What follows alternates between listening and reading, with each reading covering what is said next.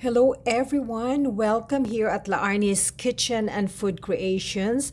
So come join with me here as I'm going to bake very easy type of baking. But prior to that, I'm going to preheat my oven into 330 degrees Fahrenheit. Set that aside and we are going to preheat that oven. So next is I'm going to show you the type of baking pan that I am using.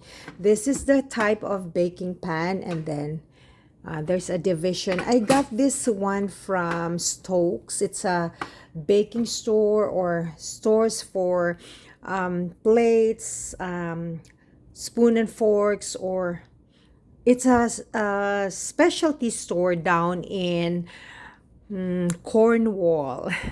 It's the mall that I love to shop once in a while. So I try to grease using my pastry brush. So I have to grease it with my butter. You can use oil if you want. If you don't have this type of pan, then you can use the simple one and then just line this with parchment paper. I have here my parchment paper. So just line it, or wax paper, whatever makes you happy. So friends, while we are preheating our oven to 330 degrees Fahrenheit, we have to set that aside. Then I'm using this butter. This is 1/2 cup. So we are going to melt this one, maybe good for 30 seconds into our microwave. Let's say 35 seconds. Okay. Set that aside until it's done.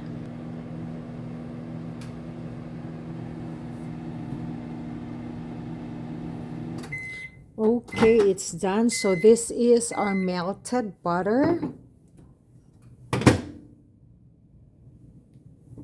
So we are going to put this into our mixing bowl.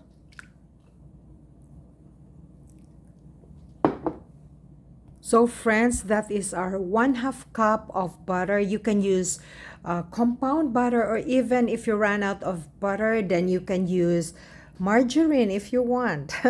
Okay, this is 3/4 or 3/4 cup of brown sugar. So another 3/4 or 3/4, so 3/4 and 3/4, which makes 1.5 cups of brown sugar. Okay, now here I have sieve or sifter, and then I'm going to add 1 cup and another cup, so makes 2 cups and 1/4 cup. So in other words, I use 2 and 1/4 cups of all-purpose flour. Then I have here 1/2 teaspoon of fine salt, and then 1 teaspoon of baking soda, and 1 teaspoon of baking powder. So this is my baking powder and this is my baking soda. Make sure you close it tightly and make sure that it's not expired, so that you will not forfeit its purpose in your baking. Okay, so I'm going to sift this one in order that there will be no lumps. So we want to achieve a fine dry ingredients. So we have to incorporate all our dry ingredients, the flour, the salt, and the baking soda and baking powder. Set this aside for now. Okay, let's continue. So we are going to have this creaming method. We have to beat this using my simple hand mixer. You can also use this stand mixer, whatever preference you want, or you can use simple whisk. Okay, we are going to do the creaming method, maybe for a few seconds until this will become creamy.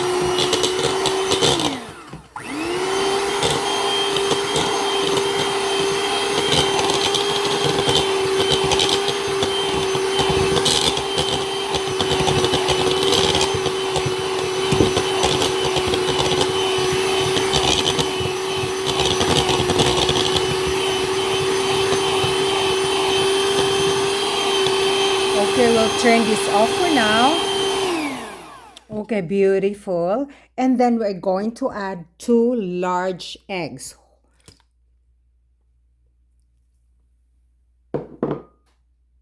So friends, I added 2 large eggs and I have here my vanilla flavor. So I'm going to add maybe 2 teaspoons of vanilla flavor, or you can use vanilla essence or whatever's so you can use oil of lemon, whatever like scented flavoring you have. And then I am going to add syrup, corn syrup. Okay, and that's my measuring cup. So let's add 1/2 cup of corn syrup.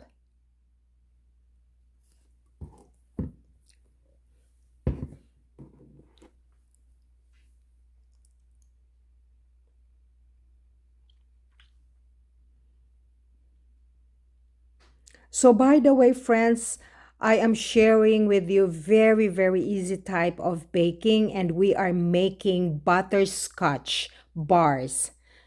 So I'm going to scrape this one. So friends, this is where you can find this at your favorite grocery store. You can use sugar glucose, or to substitute your corn syrup. So we're going to beat this until this will become light and fluffy.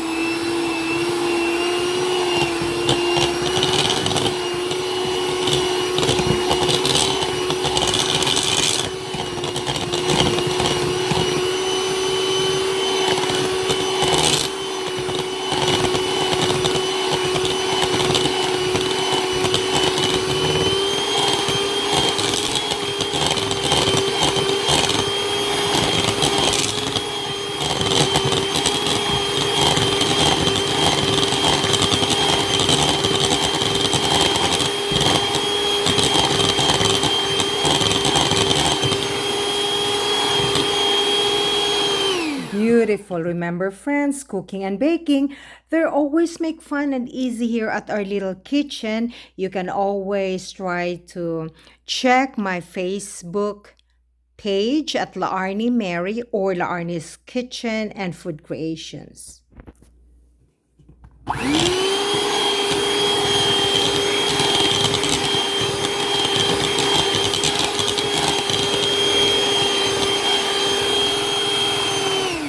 Okay, once it's light and fluffy and all the ingredients are mixing up together, so that's what we call creaming method, we're going to add our 2 1/4 cups of all-purpose flour and the rest of the dry ingredients, and then we'll just beat it slowly so that the flour will not be all over the area.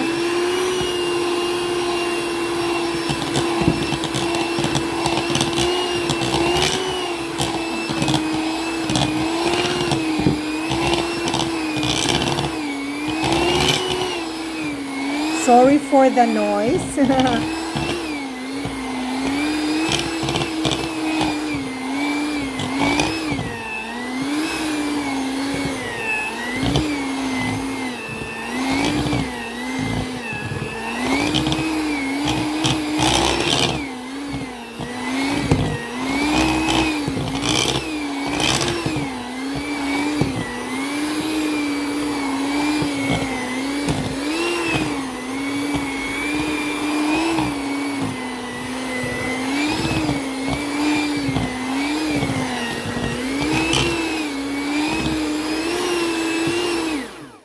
Okay, there you go. It's quite dense, but that's quite natural and it's normal. Okay, and then we're going to add our 3/4 of cashew nuts. So I pounded the cashew nuts. I have here my roasted cashew nuts and using my rolling pin to pound. So I use 3/4. I like to have it lots of nuts, but actually you can add only 1/2 if you want, but I want it to have a little bit more nuts. So once again, you can use walnuts, cashew nuts, pistachio, peanuts, grounded peanuts, or even walnuts, whatever nuts you have. So 3/4 of pounded nuts, but I did not really pound it very finely. So a little bit of, there are some chunks. So I will just mix this for maybe few seconds.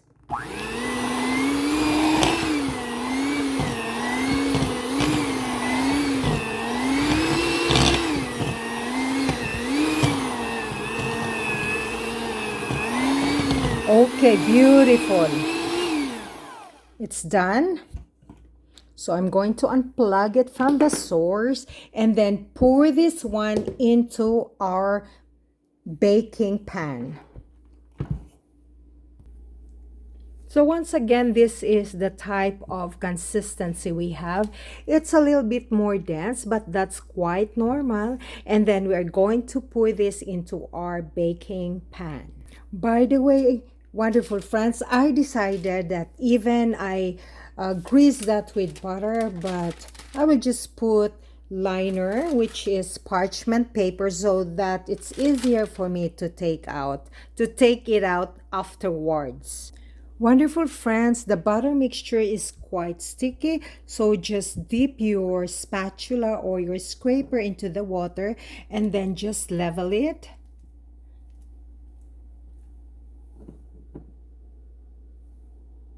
Okay, wonderful friends, we're done. So I'm going to put this here.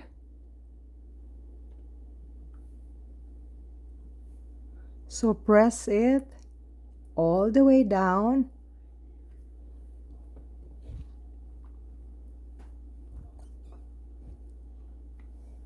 Okay, so there are, we will have an output of 2, 4, 6. 6 times 3, there are 18 squares after all.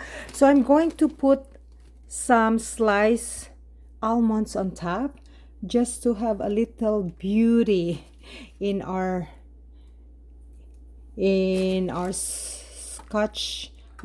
butterscotch bars later.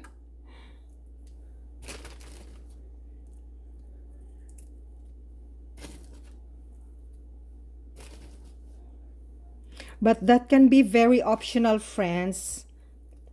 I have enough supply of my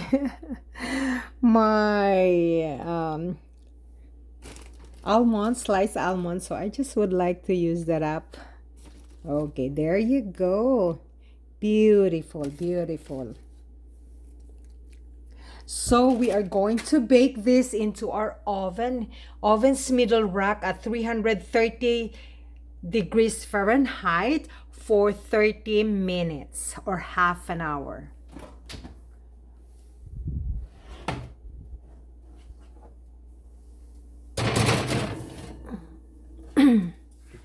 There you go.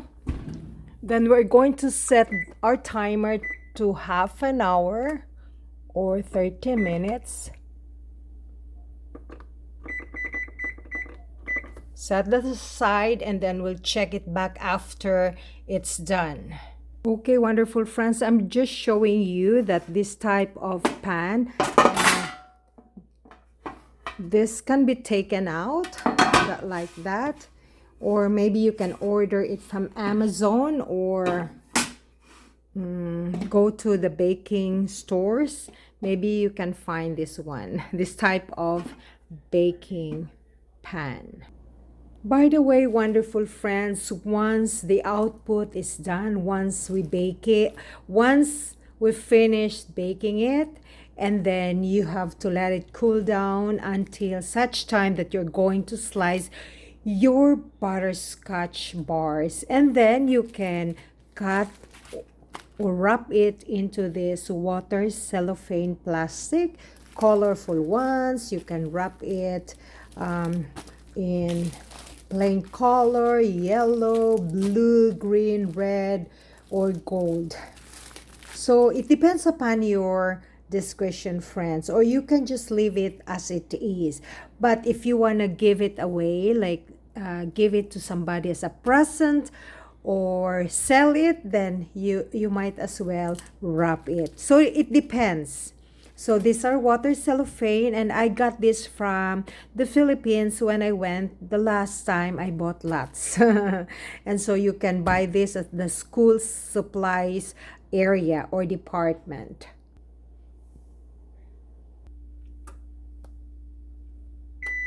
Okay, wonderful friends, after 30 minutes and we have to cancel it. And come, let's check. Whoa, it's beautiful.